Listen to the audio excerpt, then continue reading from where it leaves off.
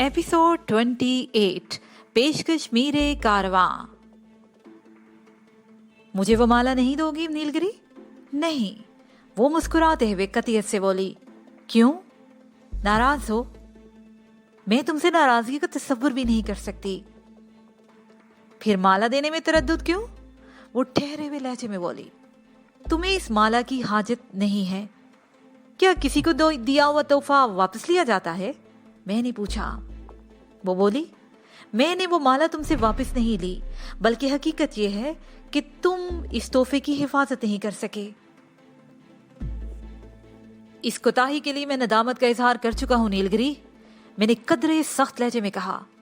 अगर इससे तुम्हारी तशफी नहीं हुई तो मेरे लिए कोई सजा मुकर्रर कर दो। वो शाकी लहजे में बोली। कैसी बातें करते हो वजदान? मैं तुम्हें कोई सजा देने के बारे में भला कैसे सोच सकती हूँ? मेरी शदीद तरीन तमन्ना ये थी कि मैं तुम्हारी कनीज बनकर तुम्हारे कदमों में रहूं, लेकिन ऐसा मुमकिन नहीं। अब मैं किसी दूसरे तरीके से तुम्हारा कुर्ब हासिल करती रहूंगी। तुम तो बहुत डराने वाली बातें कर रही हो नीलगिरी। डरो मत वजदान, वो मानी हेज अंदाज में मुस्कुराते हुए बोली। डरने से कुछ हासिल नहीं होगा। तुम मर्द हो, मर्द के बच्चे हो, मर्दाना वार हालात का मुकाबला करो। मैंने जिंदगी भर मर्दाना वारी हालात की आंखों में आंखें डालकर वक्त गुजारा है, मैंने मजबूत लहजे में कहा। यह और बात है, और ये बात तुम्हें अच्छी तरह मालूम होगी। तुम महान शक्ति हो, हिमालय की तराइयों में मुकीम एक पुरस्रार कुव्वत हो। वो अपनी सुराहीदार गर्दन को इस्बात में हिलाते हुए बोली। हाँ, मैं सब कुछ जानती हूँ। मैं हिमालय की शक्ति हूँ। मुझे हासिल करने के लिए पंडित, योगी और साधु अपनी जिंदगी मुश्किल में और कठिन जापू की नजर कर देते हैं, मगर चूंकि उनकी नीयत में खोट होता है, वो मुझे अपनी बदरी मनवाने के लिए हासिल करना चाहते हैं और दूसरे इंसानों को अपने कदमों में झुकाने के ख्वाब देखते हैं, इसलिए वो अपने मकसद में कामयाब नहीं होते। लेकिन तुम? वो जुमला अधूरा छोड़कर खामोश हो गई। फिर चंद लम्हा के बाद वो खुद ही अपनी बात जारी रखते हुए बोली। तुमने मुझे हासिल करने की कोशिश नहीं की, बल्कि तुमने मुझे एक मकरूह शख्स के कब्जे में जाने से बचाया है। मैं उसके लिए जिंदगी भर तुम्हारी शुक्रगुजार रहूंगी। तुमने कहा मुझे तुम्हारी जिंदगी के बारे में अच्छी तरह मालूम होगा। हाँ, मैं तुम्हारी जिंदगी का एक एक लम्हा जानती हूँ। तुमने बचपन से नौजवानी और फिर जवानी से लेकर अब तक एक जंग लड़ी है, बल्कि जंग लड़ रहे हो और आइंदा भी जिंदगी भर ये जंग लड़ते रहोगे। ये नेकी और बद्दी की जंग है। इस जंग में बिलाहिर फतह नेकी की ही होती है, मगर कठिनाई और मुश्किलों से गुजरने के बाद। वजदान, तुम एक सच्चे इंसान हो, नेकी के अलंबरदार हो, इसलिए फतह और कामयाबी और नुसरत और शादमानी हमेशा तुम्हारे कदम चूमती रहेगी। मगर वो एक मर्तबा फिर अपनी बात अधूरी छोड़कर मुझे देखने लगी। उसका वजूद साकत था, लेकिन जब वो बोलती थी तो लगता था उसके अंदर कोई नादीदा कुव्वत, कोई सरगर्म हरारत मौजज़न हो। उसका हर उज़्व खामोशी की जुबान बोलता था। वो बात के मफ़हूम और अहमियत के मुताबिक अपने चेहरे के तासरात में तब्दीली ले आती थी। कभी वो बहुत गमज़दा और मलूल नजर आने लगती, दिल गिरफ्ता और अज़दुरदार दिखाई देने लगी। कभी संजीदा और शिकवा कना बन जाती और कभी खुली खुली दिखाई पड़ रही होती। उसकी मलकूती मुस्कुराहट से फूल झड़ते थे। उसका अंदाज अपने अंदर गुलफशानी की हैसियत रखता था। वो एक रूह परवर नजारा थी। हुस्न की हर अदा से वो आश्कार थी। इस मर्तबा नीलगिरी की खामोशी को मैं सह न सका। मैंने बेहतियार उससे पूछा, नीलगिरी, तुमने फिर मगर पर अपनी बात को रोक दिया? क्यों नीलगिरी, ऐसा क्यों? वो मुदबराना अंदाज में संजीदा हो गई। फिर किसी मुफक्कर किसी लहजे में बोली, वजदान, तुमने जिंदगी के तकरीबन तमाम शोबों का तजर्बा हासिल कर लिया, लेकिन एक शोबे के बारे में तुम्हारी मालूमात सिफर के बराबर हैं। वो कौन सा शोबा है नीलगिरी? मैंने मुतज्जब नजरों से उसकी तरफ देखा। वो शोबा है औरत। क्या मतलब है तुम्हारा? मैं उलझ गया। मेरा मतलब यह है कि तुम औरत के मिजाज, اس کی فطرت، اس کی سرشست اور اس کی عادت کے بارے میں کچھ زیادہ نہیں جانتے۔ وہ فلسفیانہ انداز میں بولی۔ میں نے بدستور الجھے ہوئے لہجے میں کہا، ذرا وضاحت کرو۔ وہ بولی، میری ایک بات ذہن میں نقش کر لو وجدان، عورت کے پیچھے جتنا بھاگو گے یہ تم سے دور ہوتی جائے گی۔ اگر تم عورت سے بھاگو گے تو یہ تمہاری تعاقب میں لگی رہے گی۔ میں طبعاً، مزاجاً اور ساختاً ایک عورت ہوں، اس لیے یہ بات میں زیادہ بہتر طور پر جانتی ہوں۔ تمہارے لیے میرا مشورہ یہ ہے کہ اپنے رویے میں توازن پیدا کرو۔ کائنات کی ہر شے کا وجود توازن پر قائم ہے۔ اگر کسی چیز میں زیادہ عرصے تک توازن کا فقدان رہے تو وہ ٹوٹ پھوٹ جاتی ہے، تباہ و برباد ہو جاتی ہے، اس کا وجود باقی نہیں رہتا۔ اگر تم نے اپنے رویے میں تبدیلی نہ کی تو یہاں تک پہنچ کر وہ پھر خاموش ہوگی۔ میں نے اس سے یہ نہیں پوچھا کہ تو کیا؟ میں اس کی بات کی گہرائی تک پہنچ گیا تھا۔ وہ بہت گہری تھی، اس کی گہری گہری باتیں کرتی تھی۔ میرے ذہن میں اس رات کا منظر گھوم گیا جب کھٹمنڈو کے رتنا پارک میں مجھے نیل گری کا ٹوٹا ہوا مجسمہ ملا تھا۔ کرسٹل کا وہ صاف و شفاف مجسمہ 2 حصوں پر مشتمل تھا۔ میں ان دونوں حصوں کو اٹھا کر اپنے گھر لے آیا تھا اور ان اسکاچ ٹیپ کی مدد سے جوڑ کر مجسمے کو مکمل کر دیا تھا۔ پھر رات کے آخری پہر وہ مجسمہ دنیا کی حسین ترین عورت کا روپ اختیار کر گیا تھا۔ نیل گری کا حسن و جمال واقعی لاجواب اور بے مثال تھا۔ وہ اس دنیا کی نہیں لگتی تھی۔ میں ایک ٹرانس کی کیفیت میں نیل گری کو دیکھ رہا تھا۔ وہ روشنی کا پے کرتی اور فضا میں معلق تھی، جیسے اڑتے اڑتے ساکت ہو گئی ہو، تیرتے تیرتے تھم گئی ہو اور بہتے بہتے رک گئی ہو۔ چند لمحات کے توقف کے بعد اس کے ساکت احمری ہونٹوں کی خاموش سرگوشی میری سماعت میں گونجنے لگی۔ وہ اپنی شیریں آواز کا رس میری روح پر ٹپکا رہی تھی، جس کی مٹھاس سے میرے قلب و نظر پر وجد کا سا عالم طاری تھا۔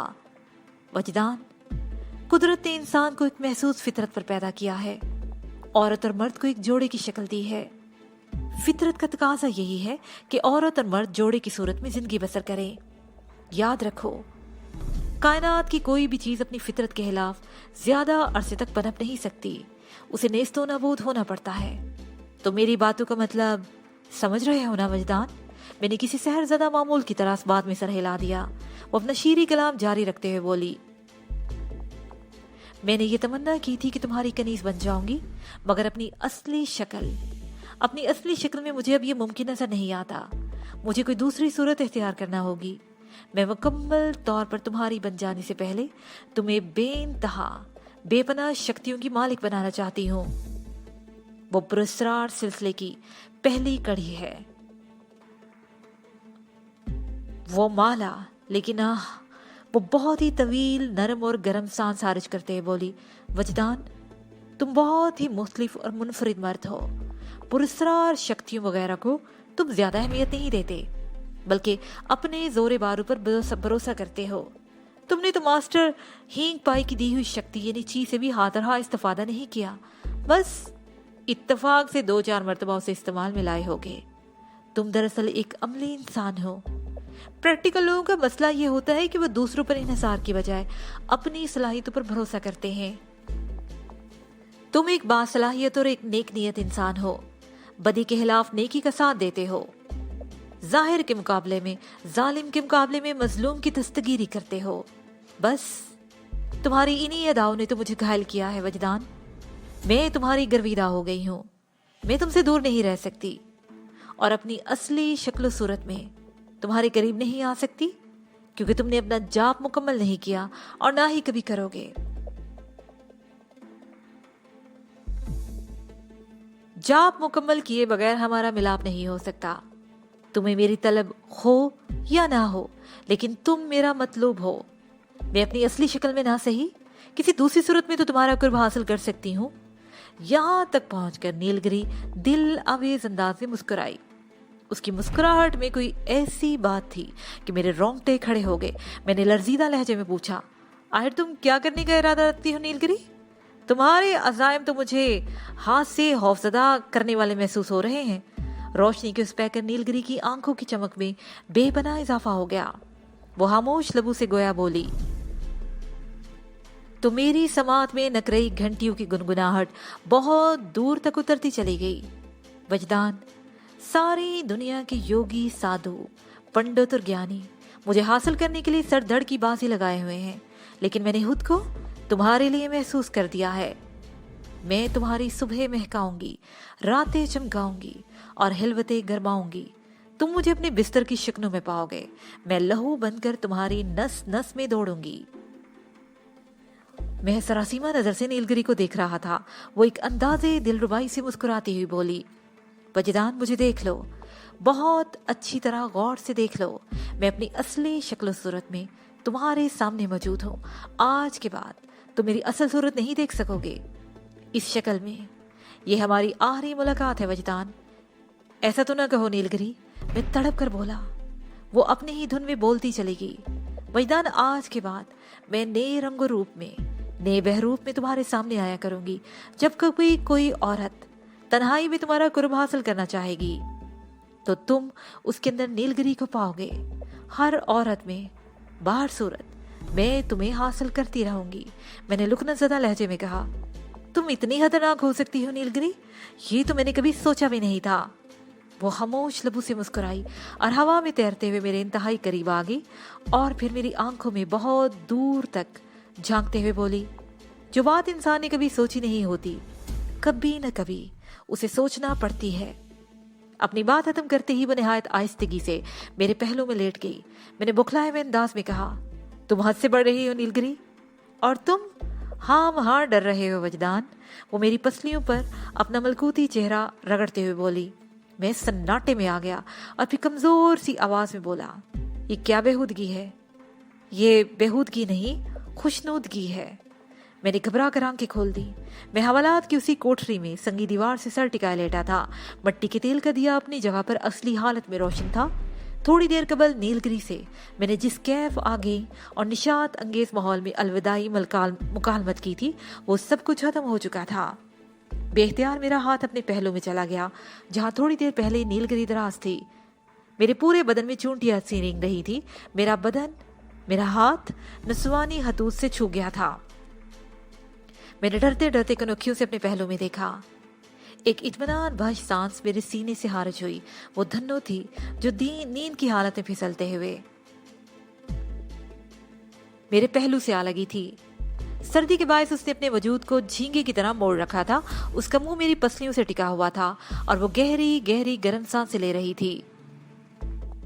अल्लाह ने औरत को मर्द की पसलियों से तहलीक किया है। सबको अपनी जन्मभूमि से प्यार होता है। मैंने बेख्तियार अपना हाथ पीछे खींच लिया, फिर खिसक कर अपनी और धन्नो के दरमियान कुछ फासला पैदा किया। मेरे बदन की जुम्बश से धन्नो किस्मसाई और आंखें खोल दी। धन्नो की खुली हुई आंखों में मुझे नीलगिरी मुस्कुराती हुई दिखाई दी। मेरे पूरे जिस्म में सर्दी की एक लहर सी दौड़ गई। मैं हड़बड़ा कर एक झटके से उठ बैठा। क्या हुआ वजदान? धन्नो ने उठते हुए कहा, कुछ नहीं।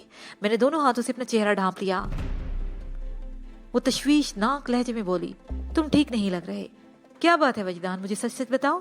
मैं धन्नो को नीलगिरी के बारे में कुछ नहीं बता सकता था, लिहाजा खामोश बैठा रहा। इस वक्त सर्दी होने के बावजूद भी मेरा जिस्म पसीना उगल रहा था। नीलगिरी की बातों में इतनी तपिश थी कि मेरे बदन का खून पसीना बनकर खारिज हो रहा था। उसे शायद अपनी तहरीक आवर गुफ्तगू से मेरे अंदर हाबीदा आतिशफिशा को छेड़ दिया था। मैं उठकर खड़ा हो गया, फिर गहरी गहरी सांसें लेते हुए हवालात के अंदर टहलने लगा। अपने दिमाग का दर्ज हरारत कम करने के लिए मैंने जॉगर्स भी उतार दिए थे। चंद लम्हों की चहलकदमी के बाद मेरे हवास काबू में आ गए। मुझे अपने हालात को संभालने के लिए योगा का सहारा लेना पड़ा था। मास्टर हींग पाई आन जहानी ने मुझे सांस की खास मशक सिखाई थी, जिसके जरिए ज़हनी इंतशार और जज्बाती हेजान से निजात हासिल की जा सकती थी। मैंने हवालात के ठंडे फर्श पर टहलते हुए सांस की वो मशक की थी। मैं दोबारा अपनी जगह पर आकर बैठा तो धन्नो ने पूछा, वजदान, तुम मुझसे कुछ छुपा रहे हो? वो बिल्कुल दुरुस्त कह रही थी। ताहम मैंने कहा, ऐसी कोई बात नहीं धन्नो। क्या कोई बहुत ही डरावना ख्वाब देख रहे हो? उससे पूछा। धन्नो के इस सवाल ने मेरी मुश्किल आसान कर दी। मैंने जल्दी से कहा, हाँ धन्नो, वो एक ख्वाब ही था, कपकपी तारी कर देने वाला ख्वाब। धन्नो बोली, हम जिस किस्म के हालात से गुजर रहे हैं इसमें इसी किस्म के ख्वाब देख सकते हैं। फिर अचानक वो खामोश हो गई। मैं समझ गया कि वो कुछ कहने वाली थी, मगर दानिस्ता खामोश हो गई। मैंने पूछा, धन्नो, क्या तुमने भी कोई ख्वाब देखा है? हाँ, वो झुरझुरी लेते हुए बोली, एक खौफनाक ख्वाब देख रही थी। تم نے خواب میں کیا دیکھا ہے؟ میں نے سوال کیا۔ وہ جواب دینے کی تیاری کر رہی تھی کہ باہر کسی گاڑی کے انجن کی آواز سن کر حیرت سے مجھے دیکھنے لگی۔ میں خود بھی بہت متعجب ہو رہا تھا۔ رات کے آخری پہر کسی گاڑی کے انجن کی آواز سنائی دینا غیر معمولی بات تھی۔ میں نے اپنی پوری توجہ انجن کی آواز پر مرکوز کر دی۔ جلد ہی مجھے اندازہ ہو گیا کہ وہ ایک نہیں 2 گاڑیاں تھیں جو لمحہ بلمحہ تھانے کے قریب پہنچ رہی تھی۔ ان کے انجن اپنی آواز سے گونج رہے تھے۔ وہ جیپیں تھیں یا پھر جیپ نما بڑی گاڑیاں تھیں۔ ٹھیک 5 منٹ کے بعد دونوں گاڑیاں تھانے کے سامنے آ کر رک گئی۔ رات کی تاریکی اور سناٹے میں گاڑیوں کے دروازے کھلنے اور بند ہونے کی آوازیں ابھری۔ پھر میری سماعت نے چلتے ہوئے قدموں کی چاپیں سنی۔ وہ 3-4 افراد کے قدموں کی آوازیں تھیں۔ تھانے کے اندر پہنچ کر وہ آوازیں کہیں معدوم ہوگی۔ میرا قیافیہ یہ کہتا تھا کہ وہ لوگ تھانے دار کے کسی کمرے میں پہنچ گئے تھے۔ اچانک میرے ذہن کے کسی گوشے میں خطرے کی گھنٹیاں بجنے لگی۔ دنو نے گھبرائے ہوئے لہجے میں کہا، یہ کون لوگ ہو سکتے ہیں؟ اللہ ہی بہتر جانتا ہے، میں نے سرسری انداز میں کہا۔ وہ دعا کے انداز میں بڑبڑائی، لاڈ بڈھا ہم پر رحم کرے۔ میں نے غور سے دنو کو دیکھا۔ اسے دونوں ہاتھ اوپر اٹھا رکھے تھے اور دعا کے نام پر جوڑ رکھے تھے۔ اس کی آنکھیں بند تھی اور زیر لب دعائیں کلمات دہرا رہی تھی۔